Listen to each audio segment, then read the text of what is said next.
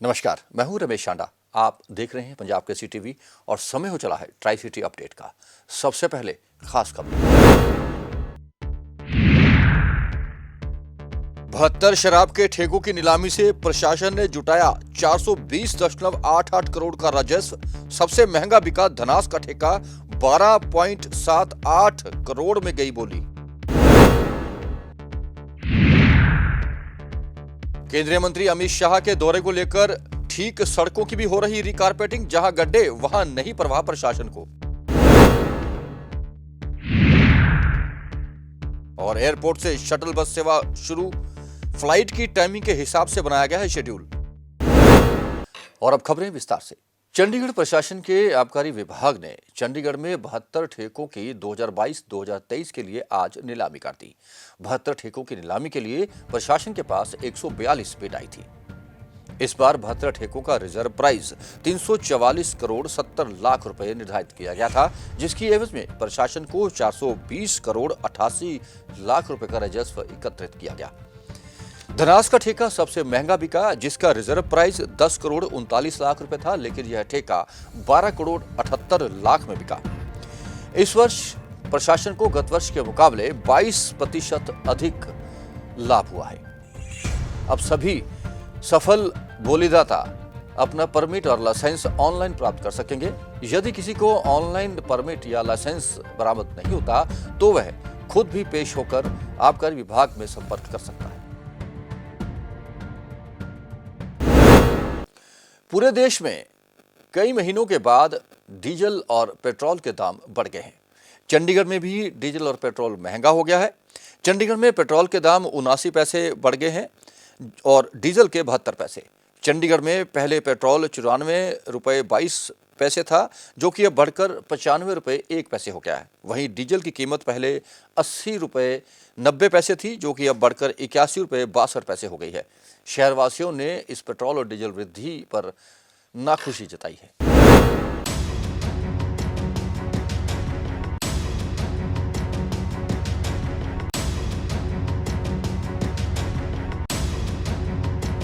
पूरे देश में पेट्रोल और डीजल के दामों में बढ़ोतरी हुई है। लगभग 4.5 महीने के बाद पेट्रो पदार्थों में एक बार फिर तेजी आई है।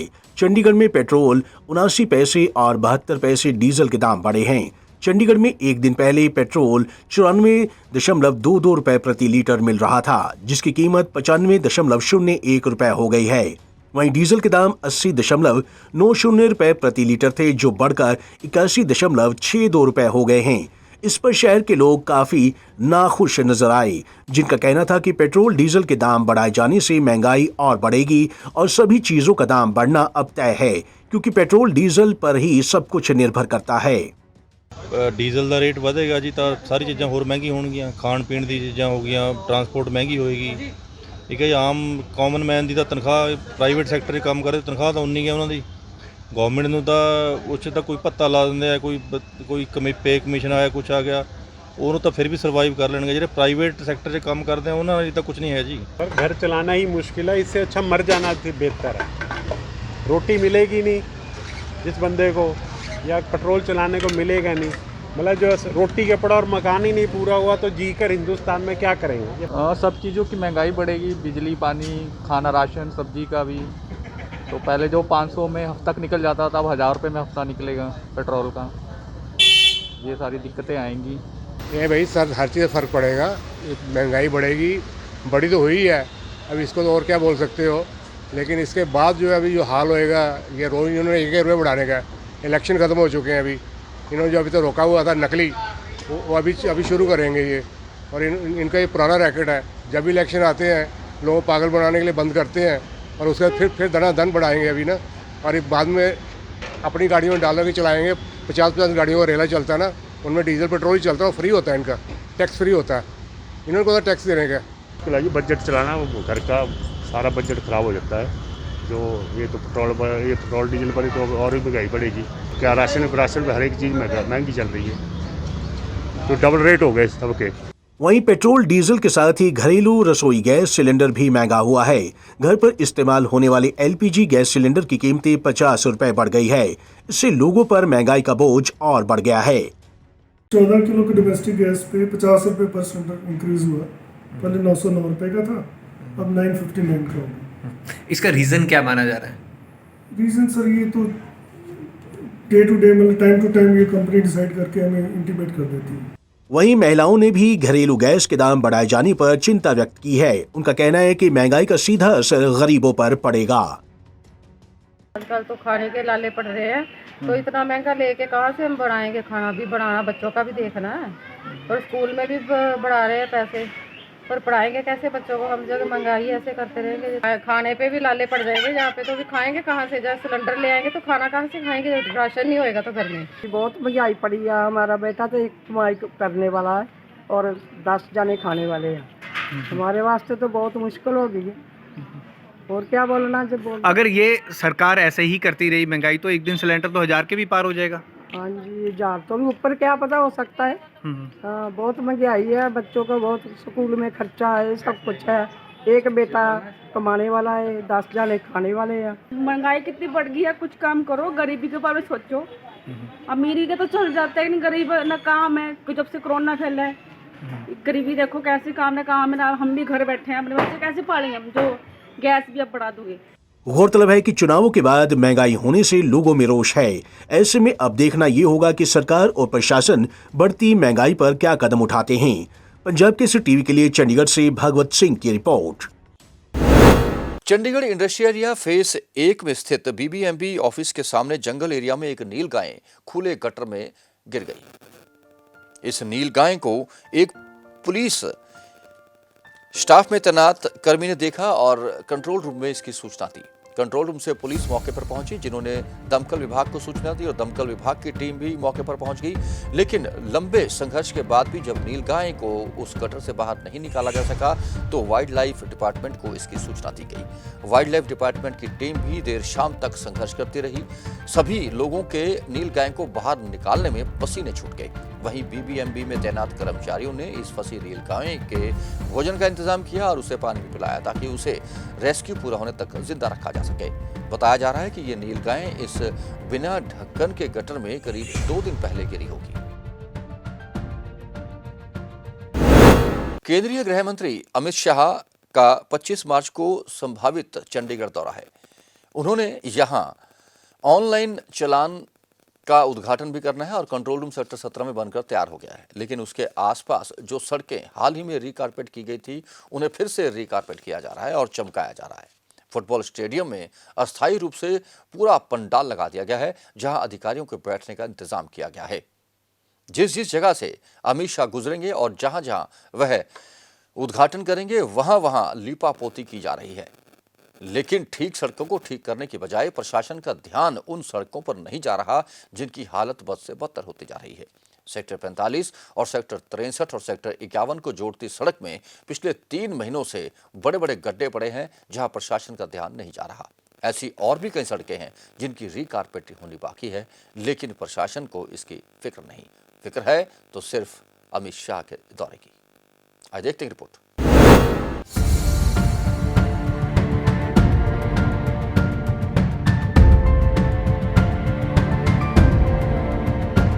केंद्रीय गृह मंत्री अमित शाह के 25 मार्च को प्रस्तावित चंडीगढ़ दौरे को लेकर मद्देनजर प्रशासन युद्ध स्तर पर तैयारियों को अंजाम देने में लगा है। केंद्रीय गृह मंत्री के दौरे को लेकर प्रशासन बड़े स्तर पर खर्चा भी कर रहा है, या यूं कहें कि जनता के पैसे को पानी की तरह बहाया जा रहा है। बात करें चंडीगढ़ के सेक्टर 17 पुलिस स्टेशन के पास बनी सड़क की, जहां से अमित शाह ने गुजरना है, पहले से ही बहुत अच्छी स्थिति में है।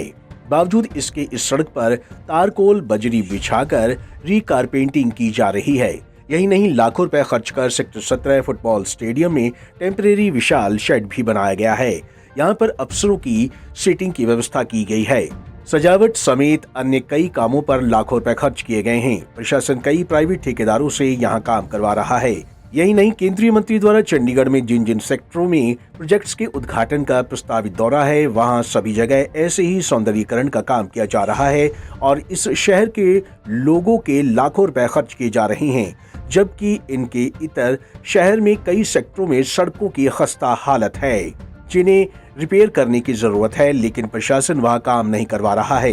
ऐसे में कांग्रेस प्रदेश अध्यक्ष सुभाष चावला ने युद्ध स्तर पर किए जा रहे इन कार्यों को लेकर कटाक्ष किया है और कहा है कि वो चाहते हैं कि अमित शाह पूरी शहर का दौरा करें ताकि इस शहर की जो सड़कें अभी खराब हैं इसी बहाने वह ठीक हो जाएं। देखिए, ये कोई नई बात नहीं है। जब भी कोई वीवीआईपी शहर में आता है तो इस तरह के पैच वर्क या उनके वेलकम के लिए कुछ चीज़ें की जाती हैं, इसमें कोई बुराई नहीं है। मैं तो ये समझता हूँ कि अगर वो आ रहे हैं तो एयरपोर्ट से लेके धनास तक वो जा रहे हैं तो सारी सड़कें ठीक हो जाएं, इसी बहाने से ही हो जाएं। लोग कहते होते हैं ना कि अगर चीफ मिनिस्टर का या मिनिस्टर का या प्राइम मिनिस्टर का कहीं दौरा हो जाए तो इलाका अपने आप सुधर जाता है, इसमें बुराई नहीं है। हाँ, मैं ये आपसे सहमत हूँ कि चंडीगढ़ जैसा शहर, इसको समग्र विकास की ज़रूरत है। ये नहीं है कि एक सड़क अच्छी हो और एक सड़क बिल्कुल ख़राब हो। हाँ, अमित शाह जी आ रहे हैं, अच्छी बात है। वो 500 करोड़ के ज़्यादा जो काम चल रहे या पूरे हो चुके हैं, जो कुछ कांग्रेस के समय में शुरू हुए थे, कुछ बीजेपी के समय में शुरू हुए, आज उनको संपूर्णता की ओर हैं। हाँ, मैं चाहूँगा कि इन बातों के साथ साथ जो चंडीगढ़ की बहुत पुरानी मांगें हैं, जिस पे लोग काफ़ी कोई एजिटेशनें भी हो चुकी हैं, उस पे अमित शाह जी से प्रशासन बात करके उनका हल मौके पे बैठ के करवाए। जैसे एम्प्लॉइज़ की हाउसिंग का अभी तक फ़ैसला नहीं हुआ, उनको देने हैं, कौन से साइज़ के देने हैं, कितनी कीमत पे देने हैं। अब जो एम्प्लॉइज़ 25 साल 30 साल पहले उसने पैसे जमा करवाए थे या उस रेट पे उसका सुपना था, आज उससे कहना कि बहुत कई 100 गुना ज़्यादा पैसे लेंगे, उसकी बेचारे की तनख्वाह तो उतनी नहीं बढ़ी ना। उसने तो वही प्लान कर लिया था। लीज होल्ड वाला मामला भी नहीं हुआ, इंडस्ट्रियल वाला कन्वर्जन वाला मामला नहीं हुआ। उसके बाद अब पानी के रेट बढ़ रहे हैं, जो इसके बारे में वो है। चंडीगढ़ में कई तरह की मांग उठ रही थी पहले कि यहाँ डेवलपमेंट काउंसिल होनी चाहिए, मेट्रोपॉलिटन काउंसिल होनी चाहिए। ये बहुत से ऐसे मामले हैं।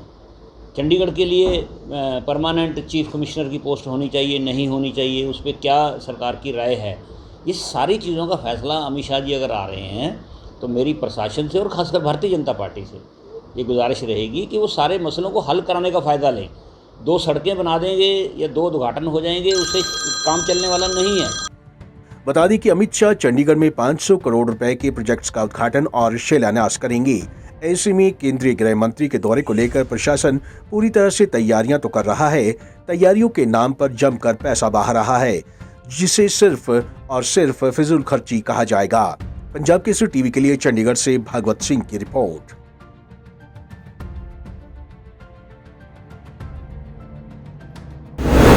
चंडीगढ़ के सेक्टर 45 में केंद्र सरकार में कार्यरत और रिटायर हो चुके कर्मचारियों के लिए वेलनेस सेंटर यानी कि स्वास्थ्य केंद्र है, जहां हरियाणा, पंजाब और चंडीगढ़ के संबंधित कर्मचारी इलाज के लिए आते हैं। लेकिन यहां आने पर उन्हें घंटों लंबी कतारों में खड़े होना पड़ता है और तपती धूप में 3 से 4 घंटे बाद उनका नंबर आता है। यहाँ टोकन का कोई सिस्टम नहीं है, ना ही पूरी तरह से स्टाफ है, जिस कारण यहाँ आने वाले रिटायरियों को काफ़ी परेशानियों का सामना करना पड़ता है। हमने भी यहाँ का दौरा किया और लोगों से बातचीत की। आइए आप भी सुनिए।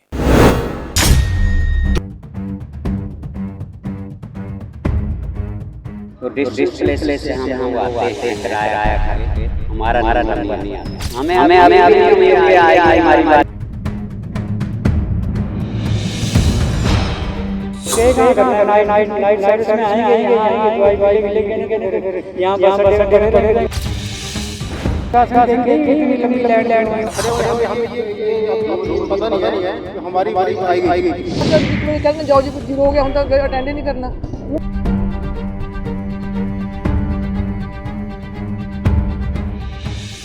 ये तस्वीरें चंडीगढ़ के सेक्टर 45 में बनी CGHS वेलनेस सेंटर की है, जहां सुबह से लोग लंबी लंबी कतारों में लगे हुए हैं और अपनी बारी आने का इंतजार कर रहे हैं। लेकिन वेलनेस सेंटर की व्यवस्था ऐसी है कि यहां पूरा दिन बीत जाने के बाद भी लोगों का नंबर नहीं आता। केंद्र सरकार में कार्यरत और वहां से रिटायर्ड कर्मचारियों के लिए चंडीगढ़ के सेक्टर 45 में एक ही वेलनेस सेंटर है। यहाँ इन कर्मचारियों का इलाज चलता है और इन्हें दवाइयाँ मिलती हैं।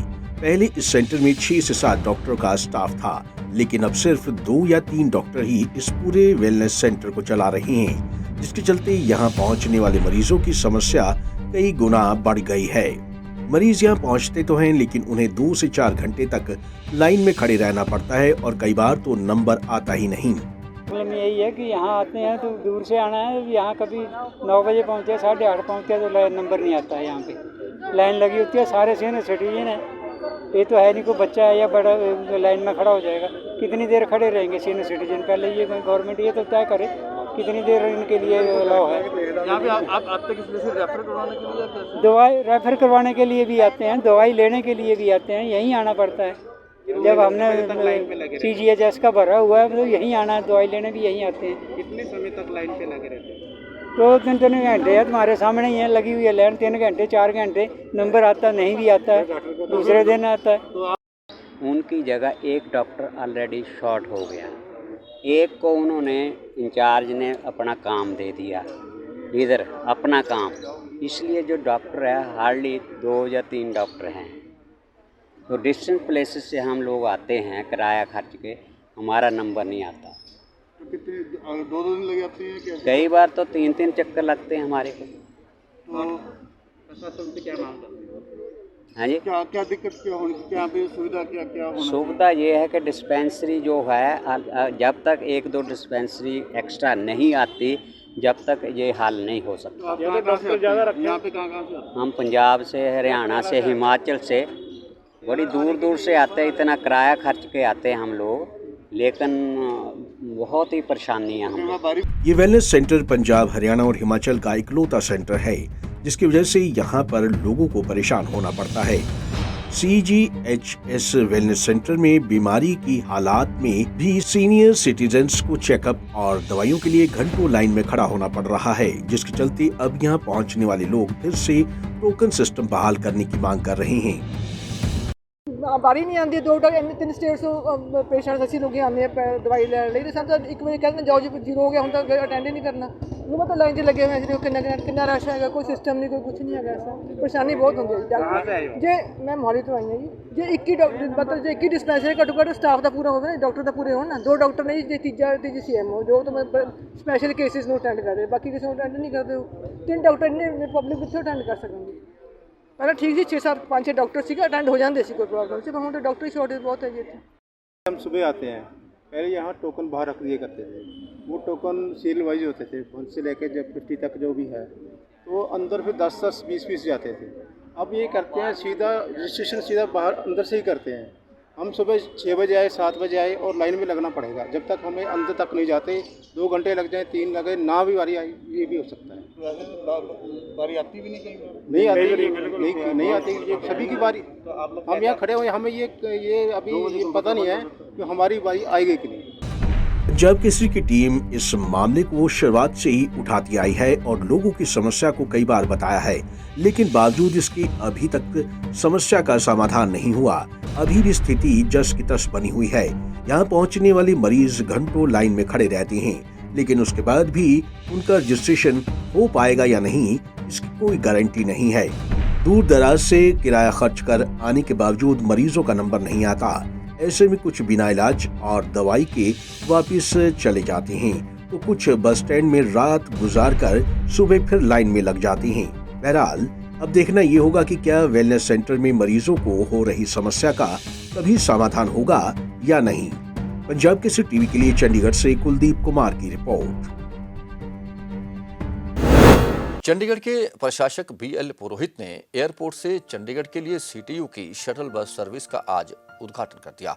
ये शटल बस सर्विस सुबह और देर रात तक जारी रहेगी, जिसका टाइम टेबल भी फ्लाइट्स के आने और जाने के हिसाब से तैयार किया गया है।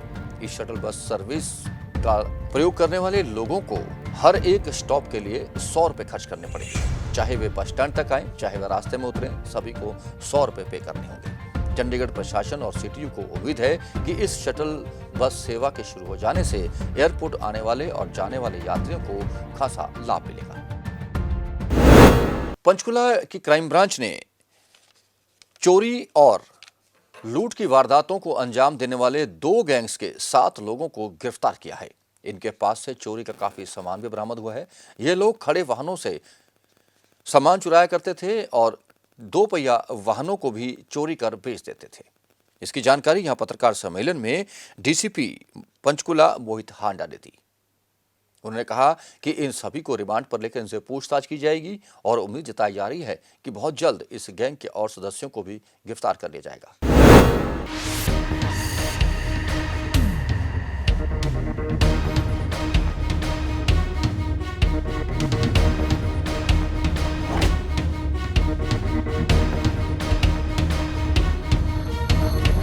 पंचकूला क्राइम ब्रांच 26 ने पंचकूला में कई वारदातों को अंजाम देने वाले 2 गैंग के 7 सदस्यों को गिरफ्तार करने में सफलता हासिल की है। पंचकूला डीसीपी मोहित हांडा ने मीडिया से बातचीत करते हुए बताया कि पंचकूला में मोटरसाइकिल चोरी सहित अन्य चोरियों के मामले में शामिल 2 गैंग का खुलासा करते हुए 7 आरोपियों को गिरफ्तार किया गया है। पकड़े गए आरोपियों से चोरी की 20 मोटरसाइकिल भी बरामद की गई है। साथ ही डीसीपी ने बताया कि पकड़े गए आरोपी पंचकूला के पिंजौर, कालका व अन्य स्थानों पर चोरी की वारदातों को अंजाम देते थे। आरोपी मोटरसाइकिल चोरी करने के बाद इसे एक मैकेनिक को दे देते थे, उससे भी गिरफ्तार कर लिया गया है और उसके पास से 9 मोटरसाइकिल बरामद की गई है। पुलिस के मुताबिक आरोपी पंचकूला जिले के कालका, पिंजौर, परमाणु, बल्टाना और अन्य स्थानों पर चोरी की घटनाओं को अंजाम दे चुके हैं। क्राइम ब्रांच सेक्टर 26 है, उन्होंने इस संबंध में एक सस्पेक्ट जो सुनील है, ये सुनील वासी अम्बाला सिटी है, हाउसिंग कॉलोनी सेक्टर 8 अम्बाला में रह रहा है। इसको राउंड अप किया गया था और इन्होंने इनके माध्यम से जो है 27/10/21 को विशाल मेगा मार्ट के साथ जो मार्केट है उसमें उस वारदात का खुलासा हुआ था कि इन्होंने ये वारदात को अंजाम दिया था। जब इनसे और गहनता से पूछताछ की गई तो इन्होंने अपने साथी का भी नाम डिस्क्लोज़ किया और फिर उस साथी के साथ इनसे धीरे धीरे जब हमने इंटेरोगेशन की तो हमें ये पता लगा कि कई मोटरसाइकिल चोरी की घटनाओं का इन्होंने अंजाम दिया है और ये मोटरसाइकिल जो है वो चुराते थे और फिर आगे अम्बाला में एक मिस्त्री को जो है वो बेच देते थे। तो इससे कुल मिला के इस गैंग से हमें 9 मोटरसाइकिल्स जो हैं वो बरामद हुई हैं। इसी प्रकार एक दूसरा गैंग भी जो है वो भी इसमें क्राइम 26 की टीम ने, डीएसपी अमन कुमार जो हैं उनकी टीम ने इसको बस्ट किया है। इसमें इस गैंग में अभी तक जो हैं वो 4 जो मुलजिम हैं वो उनको गिरफ़्तार किया गया है, जिनमें विकास उर्फ रोहित हैं, ये बिटना कॉलोनी पिंजौर के हैं। भरत उर्फ नेपाली हैं, ये भी विश्वकर्मा कॉलोनी पिंजौर का रहने वाला है। धीरज ये भी सैनी मोहल्ला पिंजौर से हैं और कमल उर्फ धोता ये भी सैनी मोहल्ला पिंजौर से हैं। बहरहाल देखना होगा कि पुलिस पूछताछ के दौरान आरोपी और क्या-क्या खुलासे करते हैं और पुलिस और कितनी वारदातों को सुलझाने में कामयाब होती है। पंजाब केसरी टीवी के लिए पंचकूला से ब्यूरो रिपोर्ट। और अंत में मौसम की जानकारी। ट्राई सिटी में मंगलवार को अधिकतम तापमान 34.1 डिग्री सेल्सियस और न्यूनतम तापमान 19.5 डिग्री सेल्सियस रिकॉर्ड किया गया। मौसम में नमी की मात्रा 55% रही।